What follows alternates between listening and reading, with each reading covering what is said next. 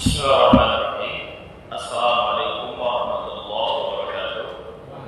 Waalaikumsalam warahmatullahi wabarakatuh. Innal hamdalillah nahmaduhu wa nasta'inuhu wa nastaghfiruh wa na'udzu billahi min shururi anfusina wa min sayyiati a'malina.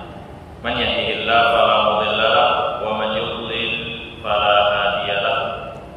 Wa asyhadu an la ilaha illallah wahdahu la syarika lahu wa asyhadu anna Muhammadan abduhu wa rasuluhu la nabiyya ba'da, amma ba'd.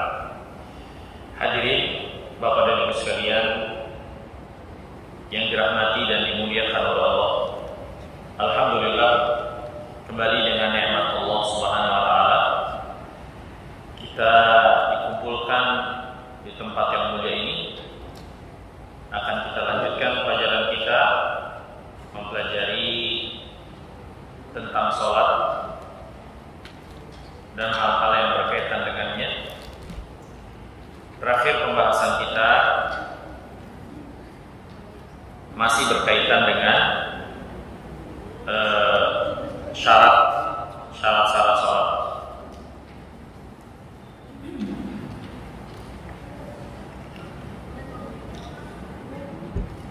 Baik, Bapak dan Ibu sekalian, sebelum kita masuk, ada beberapa pertanyaan di sini sebagai untuk murajaah dan mengingatkan kita apa yang telah kita lewati.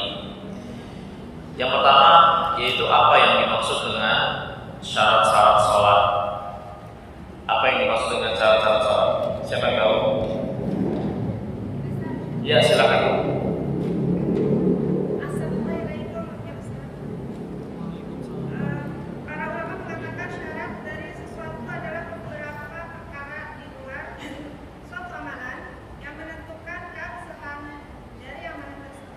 Ya, betul sekali. Nanti Ibu ambil hadiahnya ke panitia ya, saya titip nanti. Baik, jadi kita bicara yang pertama tentang syarat-syarat sholat. Jadi pembahasan tentang sholat, selain tentang makna dari sholat itu sendiri, maka di dalamnya ada pembahasan tentang syarat.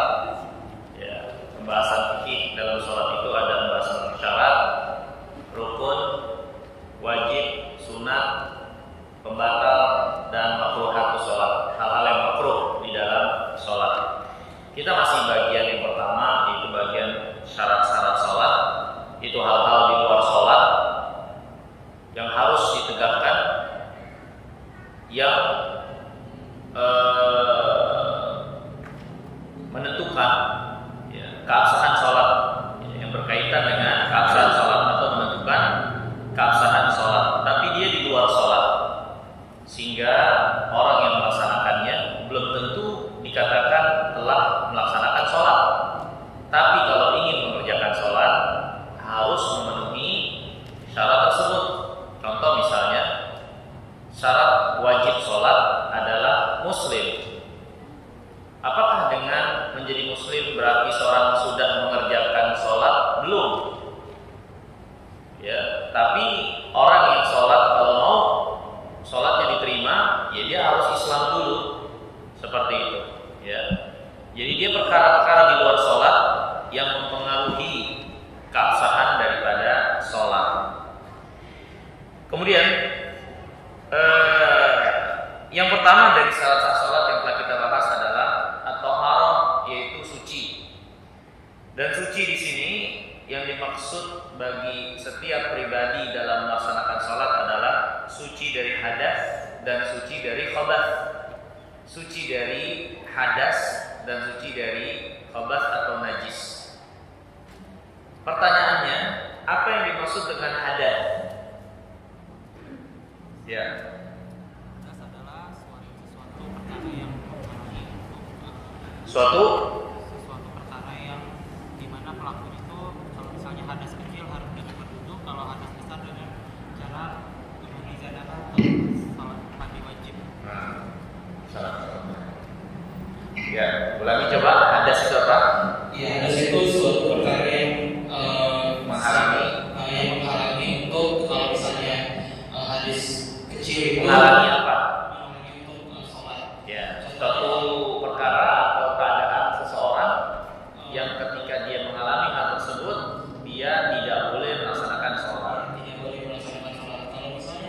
kecil itu suatu Hadas terbagi menjadi dua, ada hadas kecil, hadas besar. hadas besar. Kalau hadas kecil itu suatu yang terhalang melakukan sholat dengan cara berwudu. Terhalang dan dia bisa hilang karena itu dengan seorang cukup berwudu. Kalau hadas besar, Kalau ada pun hadas besar itu seseorang yang memiliki hadas besar itu harus dengan mandi wajib ataupun ya itu hukum asalnya seperti itu. Baik. Jadi hadiahnya nanti saya titipin ke panitia ini, ambil. Nah, jadi di antara syarat sholat, ya, selain syarat wajib yaitu Islam, berakal dan balik, di antara syarat sholat untuk diperhatikan adalah toharoh. Dan toharoh itu artinya suci. Seorang yang sholat harus suci dari dua hal, suci dari hadas dan suci dari najis. Hadas itu suatu keadaan yang terhalangi atau yang menghalangi seseorang untuk melaksanakan sholat. Ya, hadas terbagi menjadi dua, hadas kecil, hadas besar. Hadas kecil di mana penghalangnya itu bisa hilang dengan seorang berwudu. Kalau hadas besar, penghalangnya itu hanya hilang dengan seorang janabah. Ini hukum asalnya. Nanti ada hukum selanjutnya terkait dengan masalah tayamum. Ya, itu adalah keadaan di mana seorang tidak bisa menggunakan air yang menjadi hukum asal dalam bersuci. Nanti ada bab sendiri dalam sholatu ahli a'dhar, sholat orang-orang yang memiliki udzur. Ya. Kemudian yang kedua, kesucian juga yang diperintahkan untuk kita suci darinya untuk melaksanakan sholat adalah sucinya atau suci dari najis. Suci dari najis ini, ya, yang diperintahkan oleh syariat adalah berkaitan dengan pakaian, dengan badan dan tempat di mana kita ibadah, ya, pakaian, ya, dan tempat kita ibadah, ya, dan tentu ini diiringi dengan kemampuan yang ada pada diri seseorang. Karena kalau seorang lupa atau tidak tahu, maka dia tidak dihukumi dengan adanya khabath atau najis yang ada pada dirinya. Allah berfirman, "Wa thiyabaka fatahhir." Adapun pakaianmu maka sucikanlah. Ya, adapun pakaianmu maka sucikanlah. Nabi yang mulia alaihi wasallam berkata kepada Asma ketika bertanya tentang darah haid yang menempel di pakaiannya, kata Rasulullah, "Tahuttu tsumma tuqrisuhu bil ma'." Engkau kerik, kemudian engkau cuci atau siram dengan air, tsumma tandahuhu, kemudian engkau peras, ya, tsumma tusalli fi. Baru setelah itu engkau silakan sholat menggunakan pakaian yang sudah dicuci dan dibersihkan tadi ketika terkena haid. Ini dalil yang menunjukkan kita sekalian, ketika darah haid adalah najis, ketika orang mau sholat pakaiannya harus suci dari najis. Oleh sebab itulah Nabi memerintahkan kepada Asma untuk membersihkan dahulu pakaiannya ketika dia hendak melaksanakan sholat. Ini menunjukkan syarat dari sholat adalah sucinya dari najis, karena darah haid itu adalah najis, ya. Nabi SAW juga pernah bersabda kepada seorang Arab Badu yang kencing di pojokan masjid, ya, kepada para sahabat yang bersabda, "Ariku ala baulihi sajalan min ma'in." Siram air kencingnya itu dengan seember air, ya. Kemudian Nabi menjelaskan sesungguhnya masjid itu adalah tempat untuk sholat, untuk ibadah, untuk mengingat Allah, maka tidak pantas untuk ditempatkan najis seperti itu di dalam masjid. Ya, ini menunjukkan ketika masjid adalah tempat sholat yang Nabi SAW bersihkan, ketika ada najis yang ada di sana, berarti suci dari najis menjadi syarat untuk seorang sah melaksanakan sholatnya. Ya. Ini syarat sah sholat. Ya. Kemudian selanjutnya di antara syarat sah sholat juga adalah satrul aurah, menutup aurat. Ya. Menutup aurat. Ya. Dan tentu ini kata ulama juga ma'al qudrah, ketika seorang memiliki kemampuan. Berarti kalau yang nggak memiliki kemampuan, misal contoh, ya, afallahu anna wa ankum, ya, Seorang misalnya berada pada suatu keadaan nggak punya pakaian lain, atau dia terkurung dalam keadaan tidak berpakaian. Waktu sholat masuk, sedangkan syarat sah sholat menutup aurat, tapi dia nggak ada pakaian dan nggak ada yang bisa dia pakai. Ya sudah, dia sholat sebagaimana apa yang menjadi keadaannya. Ya, karena menutup aurat ini terkait dengan kemampuan. Kalau nggak mampu, ya sudah, sholat dengan apa yang menjadi keadaan tersebut. Tapi kalau seorang punya kemampuan, maka dia tidak diberi udzur untuk meninggalkan kemampuannya menutup aurat. Dan perlu kita perhatikan, aurat di dalam sholat, ya, ini terkait dengan keadaan yang dibenarkan untuk kita menghadap Allah Subhanahu wa taala dengannya. Ya, satu keadaan yang dibenarkan kita untuk menghadap Allah dengan menutupan aurat tersebut. Ya. Kenapa kita katakan demikian? Ya, karena bisa jadi menutup aurat di luar sholat berbeda dengan menutup aurat di dalam sholat. Ya. Tapi menutup aurat di sini tentu sesuai dengan ketentuan yang diinginkan oleh syariat ketika kita menghadap Allah Subhanahu wa taala. Menutup aurat bagi laki-laki dan perempuan dalam sholat itu berbeda batasannya. Ya, karena tentunya wanita itu lebih dijaga auratnya oleh syariat ini. Tapi kalau laki-laki agak sedikit diberi kelonggaran. Ya, aurat yang harus ditutup adalah aurat besar yang ada pada mereka. Untuk laki-laki batasan auratnya adalah menutup di antara pusar dengan pahanya atau lutut. Jadi yang harus tutup hanyalah antara pusar dengan lutut. Gimana? Telanjang dada. Ya kalau nggak ada pakaian lain, sholatnya tetap sah. Tapi kalau ada yang lain tentu nggak patut. Seorang hanya mengusahakan perkara yang sangat minim ketika menghadap Allah. Karena Allah berfirman, ya ayyuhalladzina amanu khudhu zinatakum 'inda kulli masjidin. Wahai orang beriman, pakailah pakaian yang indah yang kalian miliki setiap kalian melaksanakan sholat.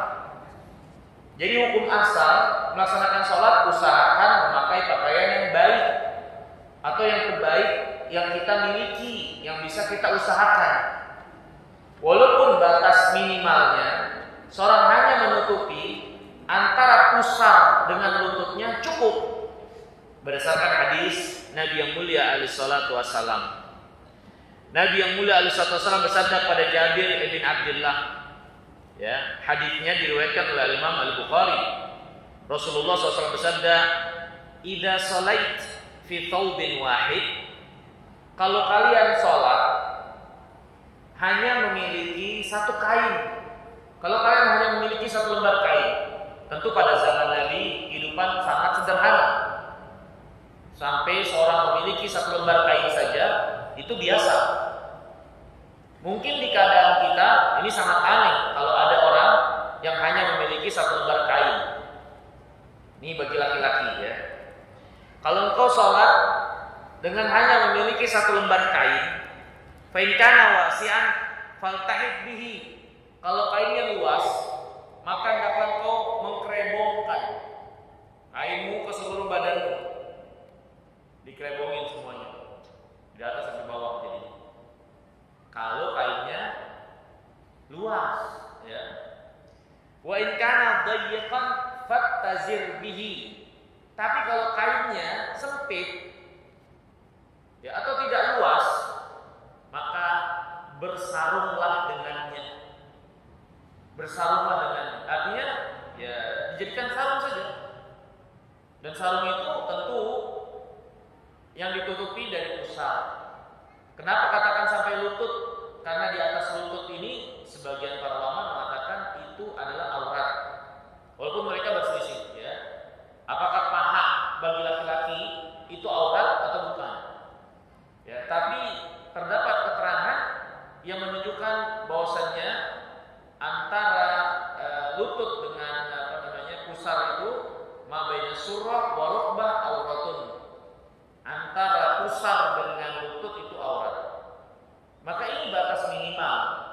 Ketika seorang laki-laki sholat, paling tidak antara lutut dengan pusarnya itu tertutupi. Ya. Tapi ini tentunya kita garis bawahi dalam keadaan ketika dia nggak punya mampu, tidak memiliki kemampuan kecuali hanya itu. Kalau punya kemampuan lebih, bukan sesuatu yang disukai, atau perkara yang makruh, bisa jadi itu dibenci. Ketika seorang lebih memilih, ya, hanya menutup antara pusar dengan lututnya ketika menghadap Allah. Sedangkan ketika dia menghadap manusia, pergi kondangan atau menghadap atasannya, dia memakai pakaian yang sangat baik atau yang terbaik yang bisa dia usahakan. Tentu Allah yang lebih berhak untuk dia menghias diri ketika menghadap kepadanya daripada manusia. Ya. Tapi dalam pembahasan fikih, ya memang inilah keterangan yang ada berdasarkan dalil, ya, dan ini untuk kita ketahui karena bisa jadi seorang memiliki atau mengalami keadaan seperti itu, penuh dengan kesederhanaan, kain yang dimiliki terbatas sehingga hanya menutupi pusar sampai lututnya saja. Gimana dia sholat? Ya dia sholat karena itu batas minimal, tidak ada masalah. Ya. Kemudian hadirin yang dirahmati dan dimuliakan Allah. Adapun untuk wanita, maka yang harus ditutup adalah seluruh anggota badannya kecuali muka dan telapak tangan. Nabi yang mulia alaihi salatu wassalam bersabda, "La yaqbalullah sholata haidin illa bi khimarin." Allah tidak terima salat wanita yang sudah haid kecuali dengan khimar. Ini memakai kerudung dari atas kepalanya sampai ke bawah, ya, menutupi dadanya, ya. Kemudian hadirin yang dirahmati dan dimuliakan oleh Allah Subhanahu wa taala. Nabi yang mulia alaihi wasallam juga bersabda, "Al-mar'atu auratun." Wanita itu adalah aurat. Ini garis besar apa yang ada pada mereka itu adalah aurat, ya. Maka para ulama, ya, menjelaskan bahwasannya bagi wanita ketika sholat mereka kewajibannya adalah menutup aurat mereka seluruh anggota tubuhnya kecuali muka dan telapak tangan. Kecuali muka dan telapak tangan. Dan ini hukum asalnya. Termasuk para wanita yang bercadar sekalipun, kalau sholat hukum asalnya buka, ya. Hukum asalnya dia buka, walaupun dia meyakini akan kewajiban bercadar itu. Ya. Kasusnya sama seperti seorang ihram, wanita ihram. Ya, bahkan istri-istri Nabi sekalipun ketika ihram yang mereka berkewajiban pakai atau menutup mukanya, ketika ihram mereka buka. Ya, karena itu menjadi ketentuan. Ya. Jadi hukum asalnya seperti itu. Para wanita pun yang mungkin dia meyakini akan kewajiban memakai cadarnya ketika sholat harus buka. Ini pendapat umumnya para ulama. Kecuali atau para ulama Hijaz, ya, daerah namanya Saudi, tanah Hijaz. Di antara mereka berfatwa kalau wanita sholatnya di tempat keramaian, yang di situ lalu lalang laki-laki ajnabi yang bukan mahramnya, maka nggak ada masalah mereka sholat memakai cadar, ya, ketika itu. Ya, ada fatwa sebagai ulama demikian. Tapi perlu kita ketahui hukum asalnya tetap dibuka. Dan kalau dibuka pun dia nggak jadi masalah.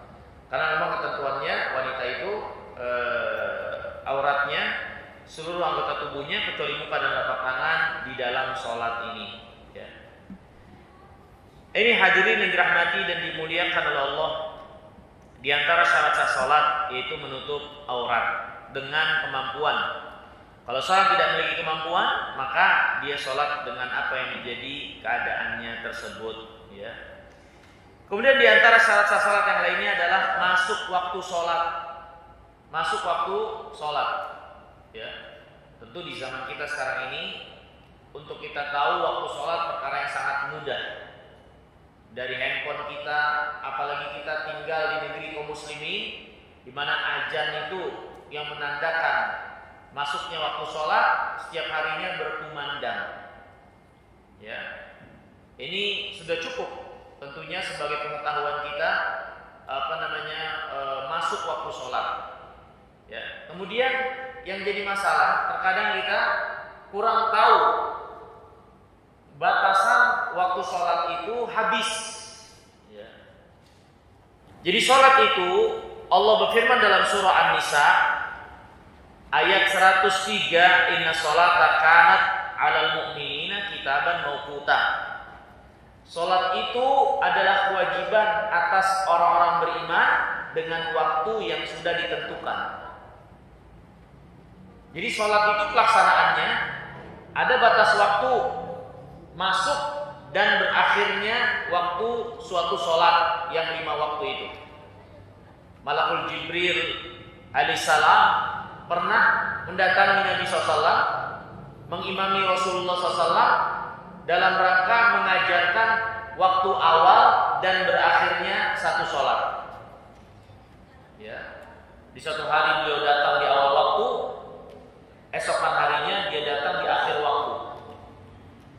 Kemudian Allah Jibril mengatakan, ma baina hadainil waqtaini waqtun. Di antara dua waktu yang aku datang kepadamu, itulah waktu suatu sholat tersebut. Ya, zuhur, kapan batas waktunya sampai berakhir, kapan mulai, kapan berakhir. Asar pun demikian, maghrib pun demikian, isya pun demikian, subuh pun demikian. Malakul Jibril pernah datang pada Nabi SAW di awal, kemudian keesokan harinya datang di akhir. Kemudian beliau mengatakan, Malakul Jibril alaihissalam, di antara dua waktu ini itulah waktu sholat tersebut. Jadi ada batas awal dan akhir. Ya. Hadirin yang dimuliakan Allah. Susunan sholat 5 waktu, ya, susunan sholat 5 waktu.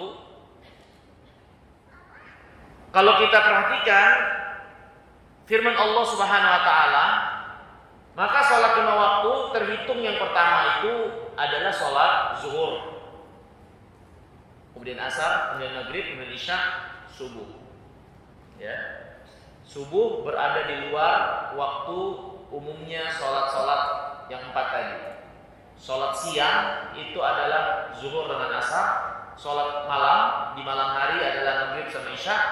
Subuh itu di penghujung waktu malam menuju waktu pagi, ya, dan dia terhitung sebagai sholat yang terpisah dari dua waktu malam dan siang tersebut. Allah berfirman, aqimis sholat liduluki syamsi ila ghasaqil laili wa qur'anal fajr inna qur'anal fajri kana mashhuda.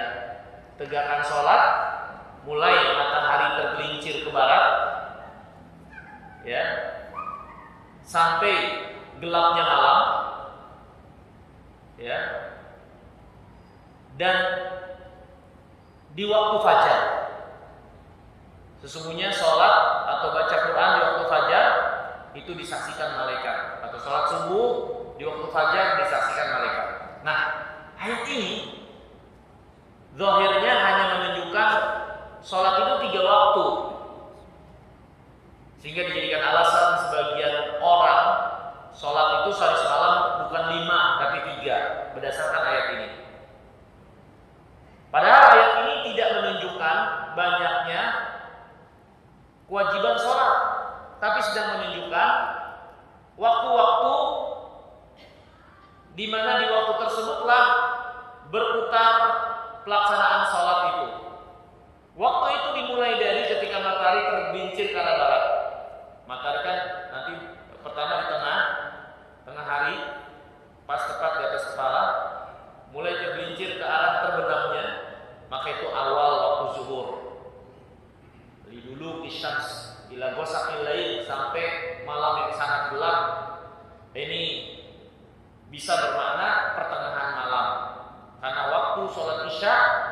yaitu sampai tengah malam. Inilah lingkaran atau perputaran waktu sholat, mulai dari matahari tergelincir ke barat sampai tengah malam. Dan ada sholat yang keluar dari dua sholat tersebut, ya, dan lingkarannya itu sholat subuh sendiri, wa Qur'an al-fajr. Ya. Tapi sholat itu sendiri ada 5 waktu. Hanya rentan atau perputarannya itu mulai dari tergelincir ke arah barat sampai tengah malam. Nanti di situ ada asar, ada maghrib sampai isya. Jadi ayat tersebut tidak sedang menjelaskan banyaknya sholat sehari semalam, tapi sedang menjelaskan perputaran waktu di mana sholat itu ada untuk dikerjakan. Maka barang siapa yang memahami dengan ayat tersebut sholat hanya wajib 3 waktu, dia telah menyimpulkan sangat jauh sekali dari kebenaran. Karena Rasulullah SAW telah menjelaskan kepada sekalian, sholat yang 5 waktu itu, ya, dari batas-batas waktunya awal dengan akhirnya. Untuk zuhur, hadirin yang dimuliakan Allah, batas waktunya itu semenjak awalnya itu semenjak matahari tergelincir ke arah barat. Ini kan dia terbit dari timur menuju barat, kemudian dari tengah. Setelah di tengah dia mulai tergelincir ke arah barat, sehingga bayangan kita atau bayangan benda sudah mulai ke arah timur.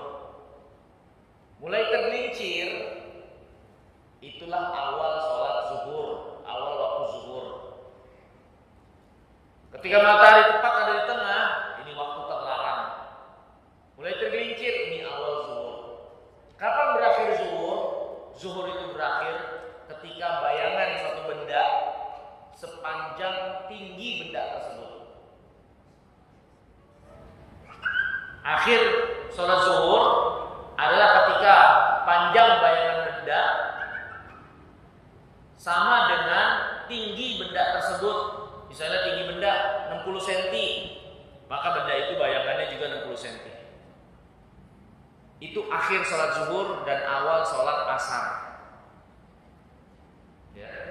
Awal sholat asar ketika bayangan suatu benda sepanjang tinggi benda tersebut, ya. Dan untuk waktu asar ini terbagi menjadi 2 kata para ulama. Waktu yang lapang dan waktu yang sempit, atau bisa dikatakan waktu yang darurat kalau ada keperluan.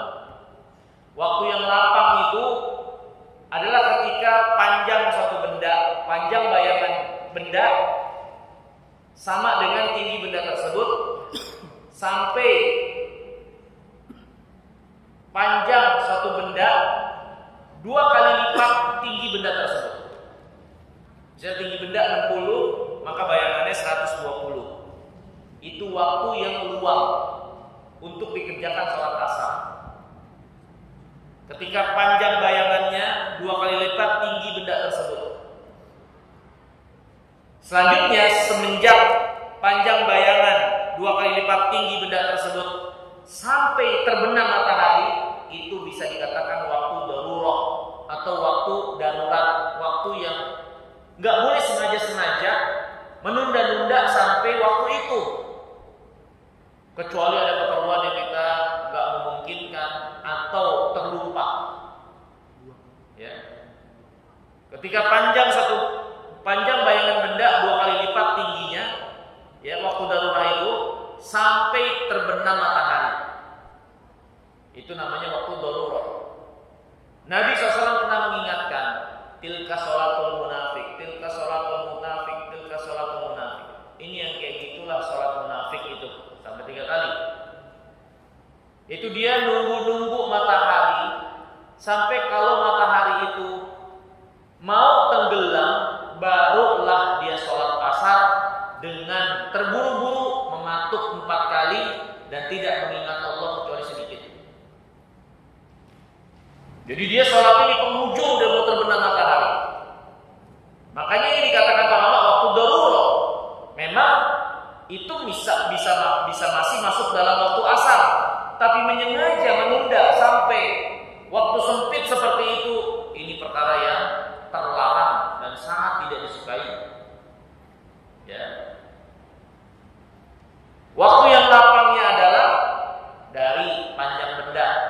sama dengan tinggi benda tersebut, bayangannya sampai bayangan satu benda 2 kali lipat dari tinggi benda tersebut. Itu waktu yang makmum. Yang terkhusus ibu-ibu terutama ini yang sholatnya itu biasanya nggak langsung ke masjid ketika azan berkumandang, ya, maka harus perhatikan, jangan sampai menunda-nunda nanti udah mau maghrib baru sholat. Lebih utama adalah langsung segera laksanakan ketika azan berkumandang, karena sebaik-baik amal kata Nabi SAW adalah as-sholatu fi awwali waqtiha, sholat di awal waktu itu diantara amalan yang sangat utama. Itu sholat di awal waktu itu diantara amalan yang sangat utama. Itu waktu asar. Ya. Adapun waktu sholat maghrib dimulai ketika matahari tenggelam. Matahari tenggelam itu waktu maghrib, awal maghrib, sampai warna jingga atau warna kemerahan di ufuk hilang. Jadi kalau masih ada warna kemerahan di ufuk dekat matahari tenggelam atau di arah barat, itu masih masuk waktu maghrib. Kalau warna kemerahannya hilang, sudah mulai gelap, itu awal waktu isya dan berakhirnya waktu maghrib.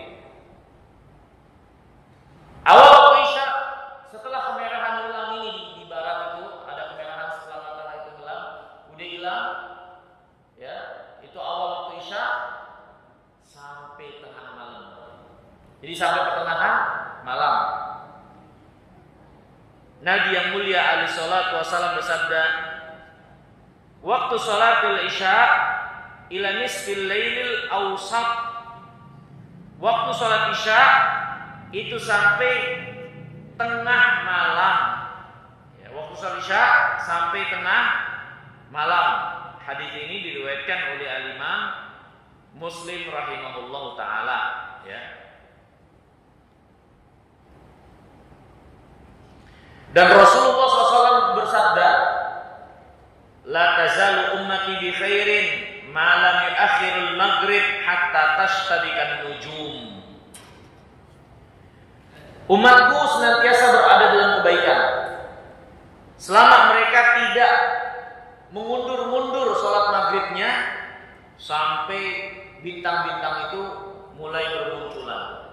Jadi sholat maghrib itu sangat utama disegerakan atau sangat ditekankan untuk disegerakan. Jangan sampai keduluan munculnya bintang-bintang baru kita sholat, walaupun masih ada kemerahan. Ya. Ini juga pelajaran untuk kita ketika kita puasa. Ya. Kita disukai untuk menyegerakan berbuka. Akan tetapi seharusnya menyegerakan berbuka itu sekadar membatalkan puasa. Kemudian segera melaksanakan sholat maghrib.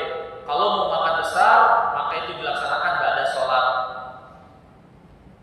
Karena kalau kita makan terlebih dahulu dari makan besar, ya akhirnya waktu maghribnya sampai mepet mau isya. Padahal sangat ditekankan maghrib yang memang waktunya pendek itu untuk disegerakan, sehingga Nabi SAW bersabda, umatku senantiasa berada dalam kebaikan ketika mereka menyegerakan maghrib. Jangan sampai bintang-bintang itu udah mulai bermunculan baru sholat. Ya. Ini hadirin yang dimuliakan Allah, ini waktu isya, ya, sampai tengah malam. Ya. Walaupun sebagian para ulama, ya, mengatakan waktu isya sampai subuh, ya, sampai maksud waktu subuh, waktu isya masih tetap bisa atau boleh dilaksanakan. Tapi hadis ini menunjukkan pembatasan, bahwasanya dia sampai tengah malam. Adapun lewat tengah malam, maka masih boleh dilaksanakan sholat isya bagi orang-orang yang memang ada uzur untuk melaksanakan sholat isya lewat dari tengah malam. Kalau ada uzur nggak ada masalah. Ya. Makanya Nabi SAW pun tidak menyukai kita itu untuk begadang atau Nabi SAW tidak menyukai seorang tidur setelah maghrib sebelum melaksanakan sholat isya. Ya. Nabi SAW tidak menyukai seorang itu tidur malam sebelum isya. Ini sebelum sholat isya, karena dikhawatirkan bablas sehingga sholat isyanya tertinggal, tidak bisa dilaksanakan pada waktunya. Ini waktu sholat isya. Waktu sholat subuh adalah terbit fajar. Terbit fajar itu ketika cahaya di ufuk timur, cahaya matahari di ufuk timur itu horizontal, menyebar horizontal. Jadi fajar itu ada dua kata para ulama berdasarkan realita yang ada fajar shadiq, ada fajar kadzib. Fajar shadiq itu fajar di mana cahaya di ufuk timur seperti buntut serigala ke atas vertikal. Ini fajar kadzib, fajar dusta. Di fajar ini kita masih boleh makan dan minum kalau kita puasa, masih boleh makan sahur, dan belum masuk waktu sholat atau belum masuk waktu fajar subuh. Nah, fajar shadiq itu adalah fajar di mana cahaya di ufuk timur horizontal. Itu waktu fajar yang shadiq, dan itu awal waktu subuh. Ya, itu awal waktu subuh. Dan subuh juga disukai untuk disegerakan pelaksanaannya, karena dia termasuk sholat yang juga sedikit mepet waktunya. Dia waktu subuh adalah dari terbit fajar sampai terbit matahari, atau kita katakan waktu syuruk. Matahari terbit secara keseluruhan, ya, meninggi. Nah, ini waktu syuruk atau terbit fajar, ini akhir daripada waktu subuh. Ya.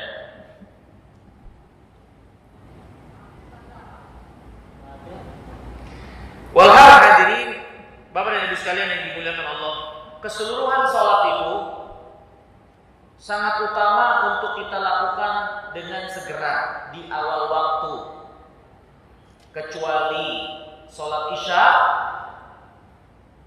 Kalau ada kemampuan dan keluasan, waktu yang utama itu dilaksanakan di sepertiga lewat bagian awal dari suatu malam. Jadi malam kan dimulai dari maghrib, ya, sampai subuh. Kalau kita bagi 3, maka sepertiga awalnya itu mungkin sekitaran jam 9, jam 10. Jam 9, jam 10. Maka di penghujung sepertiga malam yang pertama, bagian pertama, itu waktu yang utama untuk sholat isya. Kalau kita mampu laksanakan berjamaah. Tapi kalau enggak, karena jamaah umumnya melaksanakan di awal waktu, maka berjamaah itu yang utama.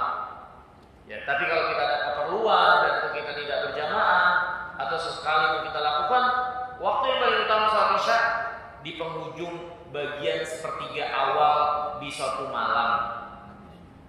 Ya sekitar jam 9, jam 10.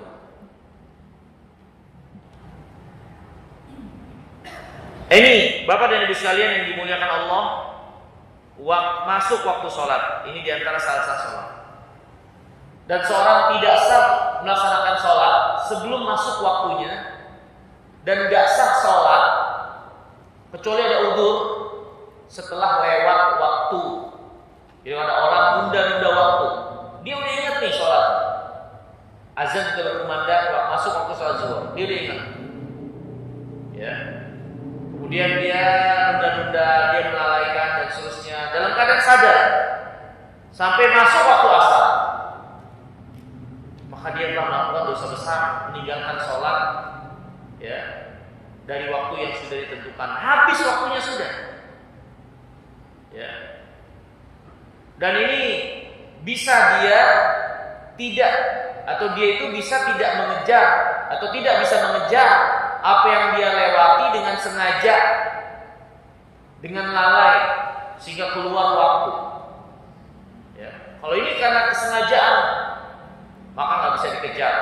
apa yang telah lewat tadi dari sholat ya yang telah selesai waktu batas akhirnya, kecuali ada uzur. Kalau udah uzur lain soal, seperti dia tertidur ya, atau dia lupa mengerjakan sholat, ini lain soal. Tapi seorang ingat dan sadar tapi dia melupakan, ini jadi masalah. Yang seperti itu dia bisa atau dia tidak bisa mengejar apa yang luput dari sholat yang telah lewat waktunya. Kalau dia menyesali perbuatannya itu dan itu harus, maka dia harus bertobat kepada Allah dan memperbaiki sholat-sholat selanjutnya. Dan jangan mengulangi lagi seperti itu. Ya. Ini hadirin yang dimuliakan Allah. Di antara syarat sholat itu masuk waktu sholat. Kemudian di antara syarat sholat selanjutnya adalah menghadap kiblat. Menghadap kiblat. Ma'al qudrah tentunya dengan kemampuan. Ini seorang mengusahakan bagaimana ketika mengawali sholatnya untuk menghadap kiblat. Ya. Allah Subhanahu wa taala berfirman, "Fawalli wajhaka syatral masjidil haram." Hadapkan wajahmu ke arah Masjidil Haram dalam surah Al-Baqarah ayat 144. Menghadap kiblat, dan kiblat kita adalah Baitullahil Haram, Ka'bah. Terbagi menjadi dua, ditinjau dari melihat atau tidak langsung, atau melihat atau tidak melihatnya langsung seorang dalam sholat. Bagi orang yang melihat langsung Ka'bah di dalam piringan tawaf, ya, atau masih di sekitaran lah, Ka'bah masih kelihatan, maka harus benar-benar sholat itu menghadap ke kiblat, ke Ka'bah, dan nggak boleh meleset. Makanya sholat di sekitar Ka'bah itu kan melingkar, nggak boleh meleset, harus kena tuh Baitullahil Haram. Bagi orang yang tidak melihat langsung atau berada pada kejauhan, mereka cukup hanya menghadap arah dan tidak diwajibkan untuk benar-benar tepat ke Ka'bah, tapi yang penting arahnya. Seperti Nabi SAW ketika di kota Madinah, arah kiblat itu arah selatan. Maka Nabi mengatakan antara timur sama barat ke arah selatan, yaitu adalah kiblat. Ya. Ini dalil menunjukkan yang tidak melihat langsung, yang terpenting adalah arahnya. Dan gak menjadi syarat kalau benar-benar dia mengenai bangunan Ka'bah itu. Itu adalah kewajiban bagi orang yang melihat langsung. Kayak kita ini enggak. Yang penting arahnya. Kita Indonesia, arah kiblat itu ke arah barat. Kota Mekah itu di arah barat kita. Ya sudah, yang penting kita arah barat, maka itu sudah mencukupi. Tidak diwajibkan dan tidak menjadi syarat untuk kita benar-benar kalau ditarik garis itu mengenai bangunan Ka'bah. Itu nggak jadi syarat bagi orang yang tidak melihat langsung. Itu hanya menjadi syarat orang yang melihat langsung. Makanya tempat yang jauh dari Ka'bah ya lurus saja, nggak berputar begini. Lurus saja. Ini misalnya kita masjidnya lebar sana, seperti sholat di tanah lapang yang sangat lebar. Nggak perlu kita melengkung kaki, lurus saja ke arah mana? Kita barat, itu arah barat. Ya. Nah, menghadap kiblat ini dengan kemampuan. Kalau orang nggak mampu, seperti orang sakit dan seterusnya, nggak ada yang menghadapkan ke arah kiblat, ya, atau seorang tidak memiliki kemampuan karena nggak tahu arah kiblat mana, dia nggak ngerti, maka nggak ada masalah dia sholat menghadap apa yang menjadi kemampuannya. Ada keadaan dikecualikan kita boleh nggak menghadap kiblat. Ada keadaan yang kita boleh secara khusus tidak menghadap kiblat. Ya. Keadaan tersebut yang pertama itu adalah ketika sholat khauf, sholat di medan perang atau sedang menghadapi musuh atau ingin berjumpa dengan musuh, ini boleh untuk menghadap kiblat. Misalnya musuh kita di arah timur, kita sedang mengarah timur dan sudah mendekati tempat musuh, maka sholat dalam keadaan itu dibolehkan tidak menghadap kiblat, padahal kiblatnya barat. Kita membelakangi kiblat karena khawatir kalau kita membelakangi musuh, nanti musuh menyerang tiba-tiba, menyergap. Kadang takut seperti ini, karena khawatir serangan musuh, boleh tidak menghadap kiblat, sholat menghadap kemana arah musuh dalam rangka kewaspadaan. Ini sholat khauf, ada pembahasan tersendiri. Diperkenankan tidak menghadap kiblat. Ini pengecualian. Kemudian juga pengecualian sholat boleh tidak menghadap kiblat, yaitu sholat sunat ketika safar di atas kendaraan. Ya, jadi kalau bapak ibu mudik nih, mau sholat sunat di atas mobil, nggak ada masalah. Sholat aja sudah di atas mobil. Yang penting dalam keadaan wudu. Arah kiblatnya gimana? Sunat dalam safar terdapat keringanan untuk tidak menghadap kiblat seperti yang dikerjakan oleh Nabi SAW ketika safar sholat di atas onta. Kecuali sholat wajib. Kalau sholat wajib turun dari kendaraan dan harus menghadap kiblat. Kecuali nggak memungkinkan turun, kayak sholat di atas pesawat, ya, atau di atas kereta yang nggak memungkinkan berhenti untuk turun, maka itu lain soal. Tapi ketika mampu untuk turun, sholat wajib ketika safar tetap harus menghadap kiblat dan turun tidak dilaksanakan di atas kendaraan. Ya. Tapi untuk sholat sunat, khusus orang yang safar terdapat keringanan, boleh laksanakan di atas kendaraannya dan tidak harus menghadap kiblat. Yang penting dia bersuci. Ya, ini ada pengecualian untuk menghadap kiblat ini. Ya. Nah, Bapak Ibu sekalian yang dimuliakan Allah, menghadap kiblat ini terkait kemampuan. Kalau nggak punya kemampuan enggak. Ya, juga terkait usaha. Ya, ketika seorang sudah usaha tapi salah, sholatnya tetap sah. Dia udah mengusahakan nih ada kiblat nih, kira-kira kiblat sini nih. Dia udah nanya, ternyata yang kasih tahu salah. Jadi sholat saja. Selesai sholat, dia baru tahu kiblatnya salah tuh. Harusnya menghadap ke sana. Dia malah menghadap ke sana. Pengetahuan dia tentang kiblat setelah sholat itu nggak jadi masalah untuk sholat yang telah dia kerjakan selama dia mengawali waktu mengerjakan itu berusaha sekiranya itu kiblat. Lain masalahnya orang yang sengaja nggak mau menghadap kiblat, sholatnya nggak sah. Dari awal dia nggak mau menghadap kiblat, masa bodoh dengan kiblat, yang penting dia sholat. Nah ini nggak sah sholatnya. Tapi yang udah berusaha tapi salah dimaafkan. Akan tetapi kalau mengetahui kesalahan itu di tengah sholat, jadi sholat itu dia ternyata nggak ada ke timur, harusnya ke barat.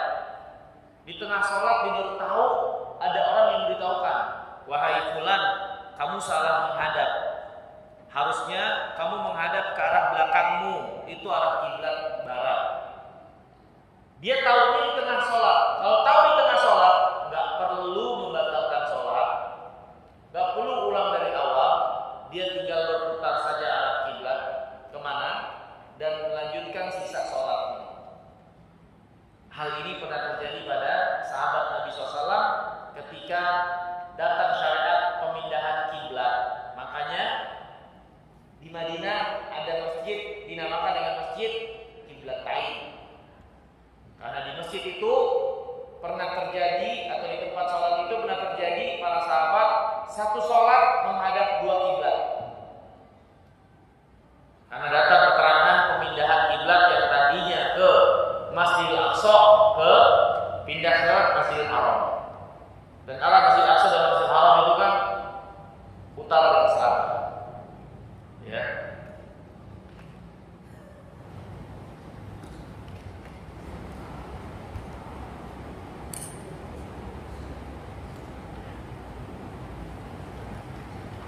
Sampai sini paham Bapak Ibu sekalian? Ini diantara syarat-syarat sah sholat, ya.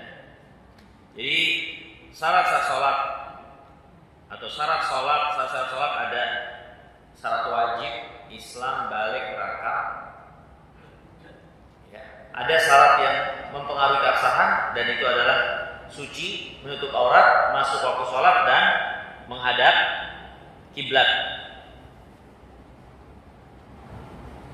Selanjutnya ada niat. Niat ini berselisih pendapat para ulama.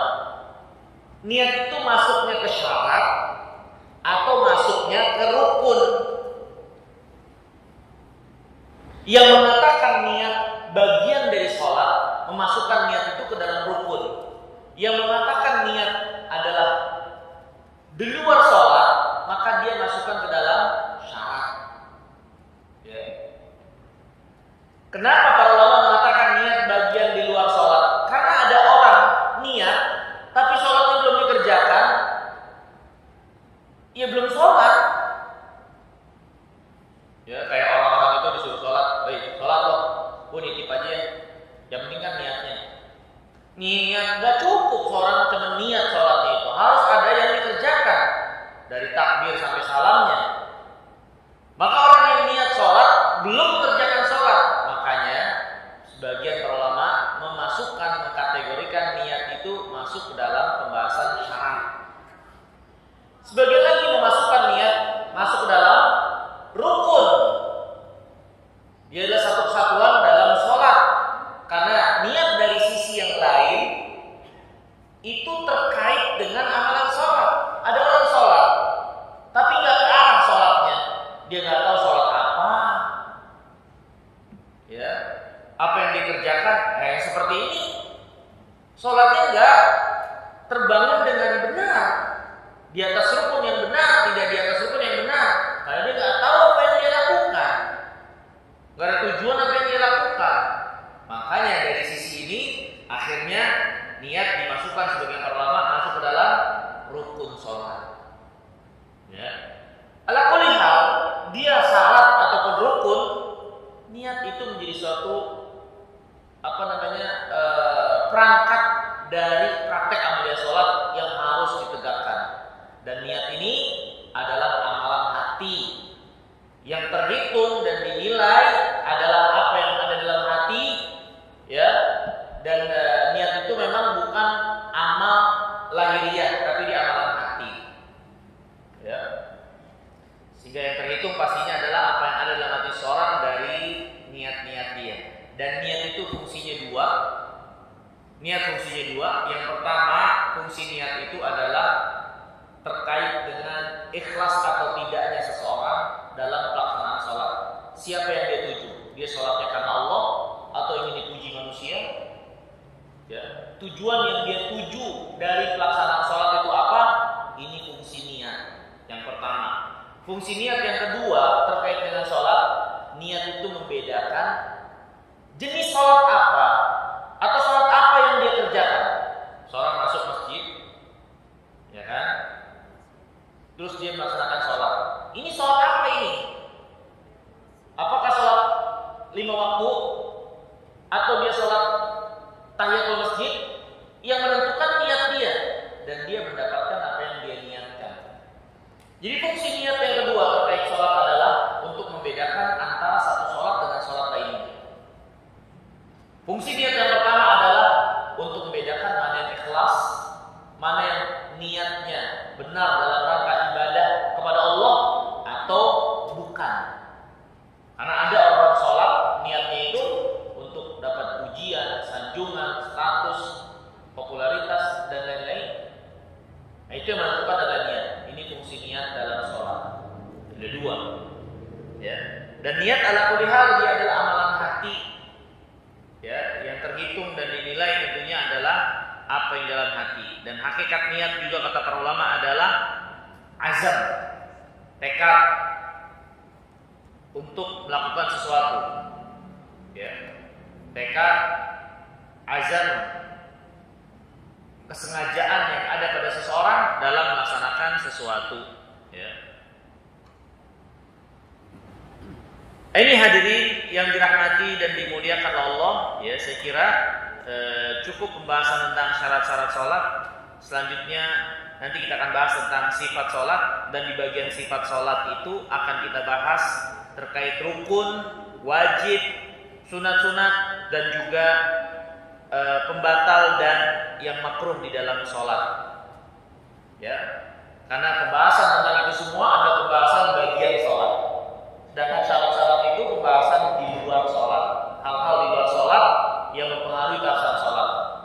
Ada rukun, wajib, sunat, itu adalah hal-hal yang ada di dalam sholat yang harus ditegakkan. Pembatal-pembatal juga hal-hal yang akhirnya membatalkan sholat seseorang, dan perkara-perkara yang dibenci di dalam sholat itu pun terkait dengan praktek sholat, bukan di luar sholat. Ini akan ada pembahasannya tentang sifat sholat insyaallah ta'ala. Ini tentang syarat-syaratnya, ya. Kalau yang ditanyakan mungkin ya dari pembahasan kita tentang syarat-syarat sholat ini dipersilahkan. Min soal, ya. Ya. Ini dulu, silakan. Assalamualaikum warahmatullahi wabarakatuh. Waalaikumsalam warahmatullahi wabarakatuh. Dan Ustaz, untuk masalah niat, kalau misalnya kita dalam satu keadaan kita terburu-buru, lalu kemudian kita takbir, kita baru ingat kita ingin melakukan sholat apa gitu. Nah itu apakah harus diulang atau memang kita tetap melanjutkan sholat itu? Ya. Ya. Kita udah jalan dari rumah ke masjid, ya, udah wudu juga dari rumah ke masjid, berarti ngapain? Yang namanya niat adalah kesadaran diri menyengaja dalam melakukan sesuatu, itulah niat.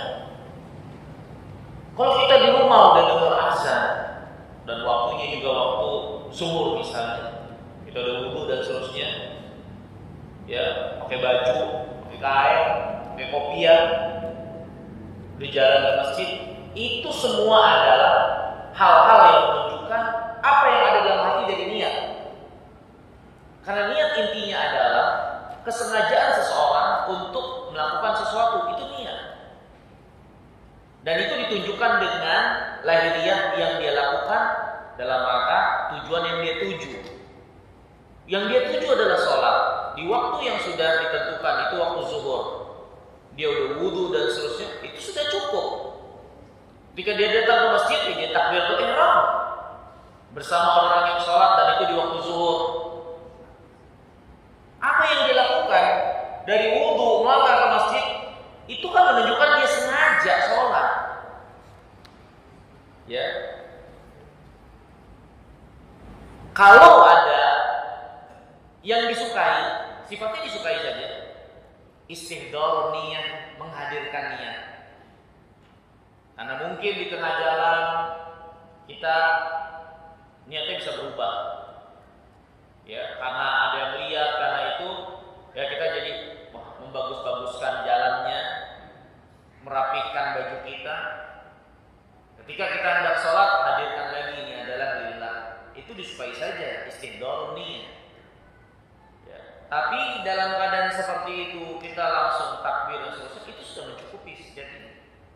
Ya, sudah mencukupi sejatinya. Dan waktu kita melaksanakan sholat itu juga waktu sholat, dan kita juga sholat berjamaah bersama orang-orang yang melaksanakan sholat yang sama, maka itu sudah cukup. Wallahu ta'ala alam bisawab, sehingga kita nggak perlu di tengah sholat, saya lupa tadi ini sholat apa, atau menghadirkan sholat nggak perlu.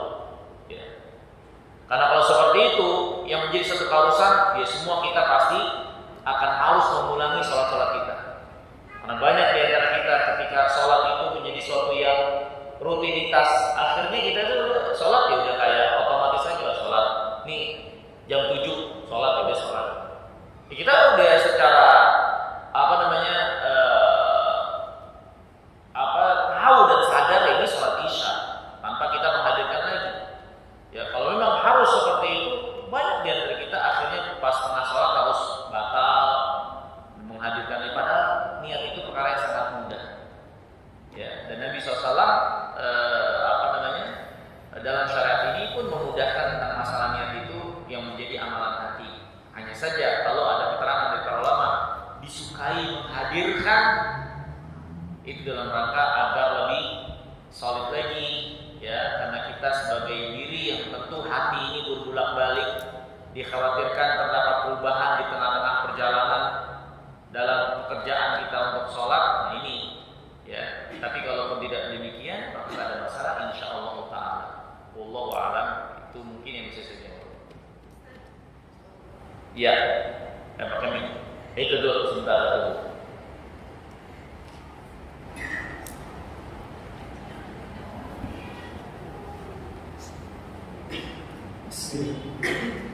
Terima kasih Ustaz. Ini terkait dengan syarat sholat yang suci dari hadas dan najis Ustaz. Itu kalau masalah di kitab Bulughul Maram itu ada hadis yang berbunyi bahwa kebanyakan siksa kubur itu dari buang air kecil yang kurang bersih Ustaz. Nah, ini mungkin pertanyaan pertama yang akan nanti mungkin akan timbul ke pertanyaan berikutnya Ustaz. Artinya mungkin saya mau menanyakan apakah derajat hadis ini sahih atau tidak? Karena ada kalau masalah ada yang menyatakan ini sahih, ada yang menyatakan hadis ini mursal Ustaz. Nah, kalaupun misalkan hadis ini sahih, gitu, artinya memang ini pengalaman pribadi juga. Artinya kalau misalkan di kondisi kantor saja, karena ada juga hadis yang berikutnya yang saya dengar juga waktu berbagai pencerahannya mengenai derajat hadis ini. Artinya pada saat kita mohon maaf selesai buang air kecil, itu artinya ada harus diciptakan air mungkin sekali atau dua kali, artinya untuk menghilangkan najis yang mungkin tertimpa di pakaian kita. Nah, apakah hadis itu juga derajat sahih atau tidak? Karena ini juga terkait kalau misalnya kita di kantor, misalnya pengalaman juga terserah kalau di rumah mungkin pada saat kita setelah selesai buang air kecil, gitu ya, apakah kita mau membersihkan dengan sempurna, tapi kadang-kadang pada saat kita kemudian pulang ke sholat, gitu kan, sholat pada saat mungkin posisi ruku atau sujud itu ada perasaan kayak kurang bersih. Mungkin kalau sifat kita sholat sudah di rumah, kalau kita ragu ini terkait dengan syarat suci dari najis kan ada pakaian dan mungkin bisa solusinya kita membatalkan, kita ganti pakaian. Tapi kalau kondisinya di kantor itu memang tidak memungkinkan juga. Nah, artinya apakah dengan hadis yang kedua dengan menciptakan air wudhu gitu kan setelah selesai wudhu, apakah itu cukup mengamalkan hadis itu? Nah, ya khususnya kalau memang hadis itu derajatnya sahih misalnya. Mungkin itu mohon penjelasan dari Ustaz. Baik, terima kasih banyak pertanyaannya.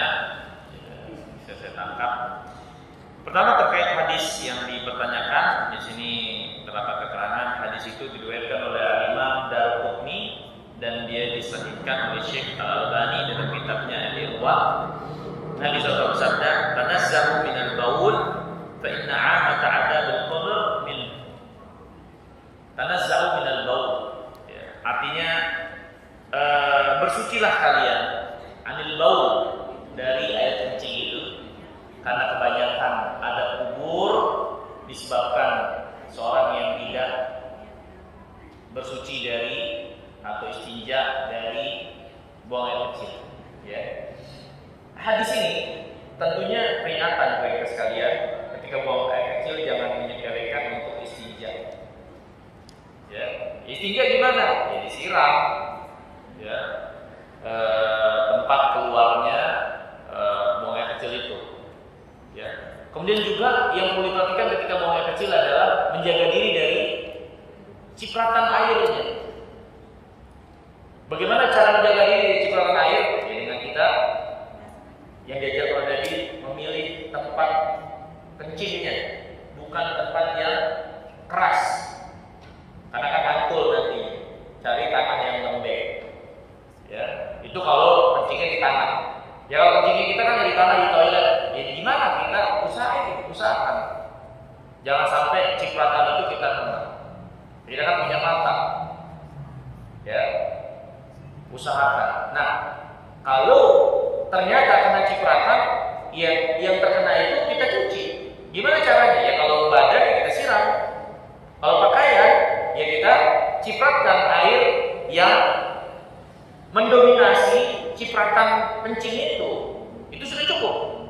Misalnya cipratan kan titik-titik kan, kecil, ya titik kecil kan biasanya cipratan doang. Ya kita cipratkan air bersih yang mendominasi air kencingnya menyiprat itu. Nah ini diantara cara untuk kita membersihkan diri dan menjauhkan diri dari air waktu buang air kecil kita. Nah, itu sudah cukup dan nggak perlu mengikuti was-was, ya. Nah, terkait dengan kita kalau ruku kayak ada keluar dan seterusnya, tanyain diri kita penyakitan nggak? Kalau kita punya penyakit, maka orang yang sakit dol klepnya itu dia diberi keringanan karena dia sakit. Nah, dol klepnya jadi keluar sendiri padahal dia nggak pengen keluar.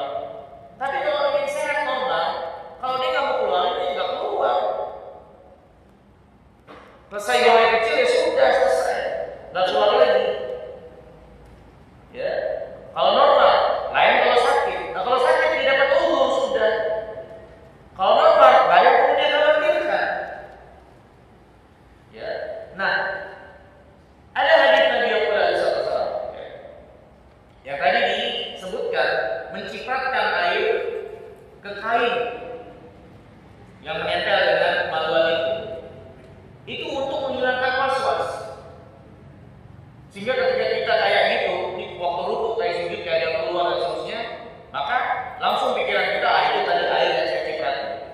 Sehingga nggak perlu kita ikuti, karena syaitan suka bermain-main di sini. Kalau memang kita suka ada was-was kayak gitu, ya sudah lakukan itu. Ya. Padahal kalaupun itu terjadi kita nggak melakukan, ya pastikan saja kalau kita orang normal nggak perlu kita ikuti. Oh jangan-jangan buat. Semakin kita ikuti was-was dan rasa takut seperti itu, kita semakin membawa akhirnya dalam sholat kita jadi tidak khusyuk, tidak fokus, atau kita malah pulang pergi harus ke ke toilet atau tempat duduk karena merasa ini keluar lagi. Kita cek lagi. Ya. Al-Imam Al-Qayyim rahimahullah punya kitab was-was dan di antara banyak yang beliau jelaskan tentang was-was itu adalah masalah air, masalah bersuci, masalah buang air kecil. Ya, nggak boleh kita ikuti was-was kecuali memang kita berada dalam keterangan yang jelas. Ya, artinya karena kita memang pernah, oh saya tadi karena nggak tahan, ya nggak tahan akhirnya dia keluar dan kelihatan juga basahnya. Itu kan jelas. Kalau jelas ya berarti kita bersihkan. Dan cara membersihkannya kalau kita di kantor itu dengan mendominasi air kencing yang ada di pakaian dengan air bersih, itu cukup membersihkan. Misalnya dia cuma satu titik, kita cipratin dengan yang jumlahnya lebih banyak, itu cukup. Karena nggak memungkinkan kita untuk ganti baju dan seterusnya. Ya itu cukup. Itu bagian dari mencuci. Dan mencuci pakaian yang kena najis nggak harus seluruh pakaian, tapi yang terpenting yang kena najisnya aja. Kita kena najis misalnya di bagian dengkul dari celana kita. Apakah harus kita buka semuanya untuk membersihkannya? Ya enggak, bagian dengkulnya aja. Cuci aja bagian situ. Hilangkan najisnya, cuci pakai air, selesai. Kita sholat dengan celana itu, walaupun dalam keadaan basah, tidak ada masalah. Ya, seperti itu. Jadi kalau kita di kantor kena najis karena kencing, ya siramin yang kena najis itu, ya dengan air yang lebih banyak mendominasi dari cipratan itu. Dan kalau kita lagi sholat kayak berasa keluar dan seterusnya, pastikan itu kalau memang kita sehat itu cuma was-was. Biar hilang, cipratkan ke kain yang menempel di kemaluan, sehingga kalau ada seperti itu langsung pikiran kita bukan ke najisnya, tapi oh itu tadi air yang saya cipratkan. Untuk kita stop lubang was-was ini, karena kalau diikuti terus was-was terus nantinya, was-was terus nanti susah sendiri nanti kita. Ya, gitu. Kalau kita orang normal, maka orang normal itu kalau dia nggak pengen buang air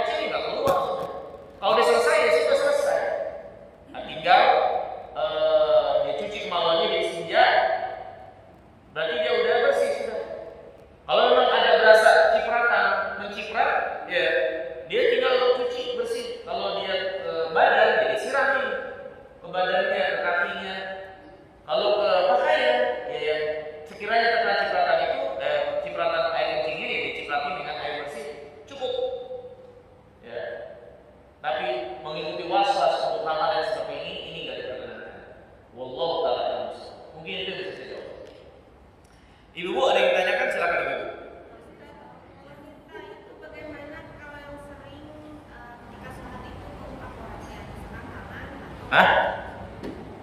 Wanita? Ketika memakai mukena ketika salat itu suka terungkap auratnya. Oh iya. Tangan atau kaki, Ustaz. Kalau nggak sengaja, nggak ada masalah. Sering nggak sengaja. Iya, kalau nggak sengaja nggak ada masalah. Misalnya karena ketiup angin, ya kan? Ya, kalau nggak sengaja nggak ada masalah. Tinggal dia bereskan aja hingga tertutup kembali. Yang jadi masalah kalau dia sengaja untuk itu, nah ini. Tapi kalau nggak sengaja nggak ada masalah, insya Allah. Jadi yang kan apa satu lagi? Ustaz, kalau di keluarga ini kan ketika ada satu keluarga 5 salat keluarga. Ketika lagi nggak salat kita lewat, imam itu lagi baca surat, tetapi lupa di tengahnya lupa, terus kita betulin yang nggak salat. Itu bagaimana? Nggak ada masalah.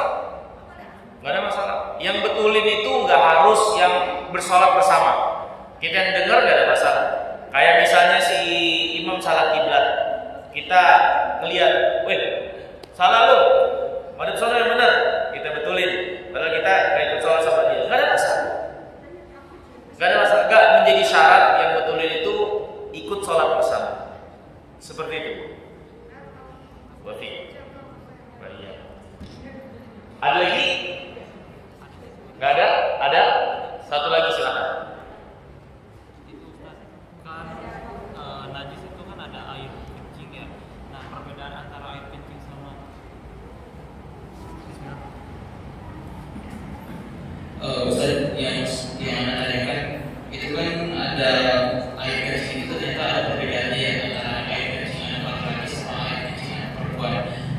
Seperti kayak kalau anak kencing laki-laki itu sesuai hadis yang dibawakan oleh Ali bin Abi Thalib itu katanya kencing laki-laki itu hanya dikencingkan saja.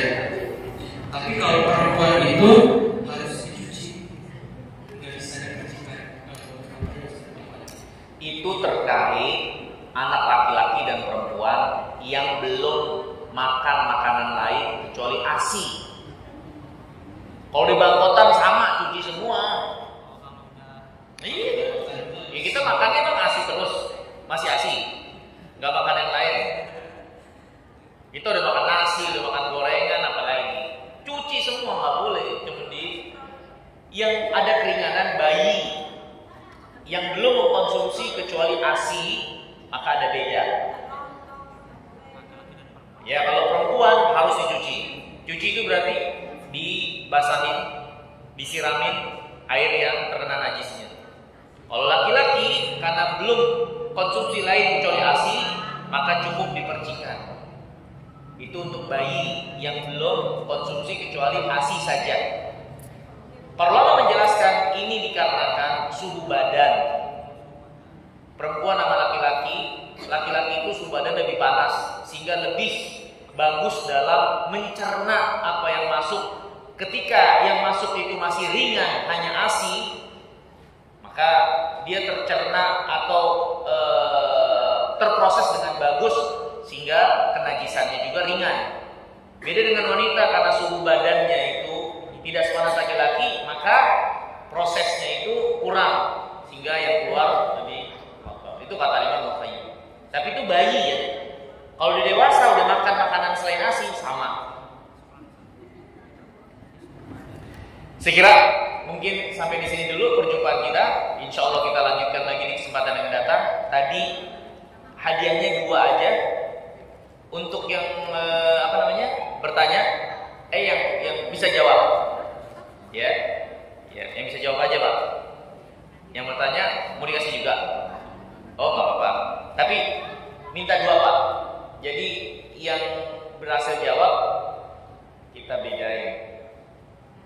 Nah, ini ada tambahan. Ini. Ya. Ini untuk yang berhasil jawab ya. Ini ada kelebihan. Itu yang bertanya. Ini yang bertanya aja. Bapak itu sama ibu di sini ada 1. Ini yang berhasil jawab tadi di awal. Yang berhasil jawab di awal. Bapak. Ini yang berhasil jawab. Ini berhasil jawab tadi. Buat ibu 1 ini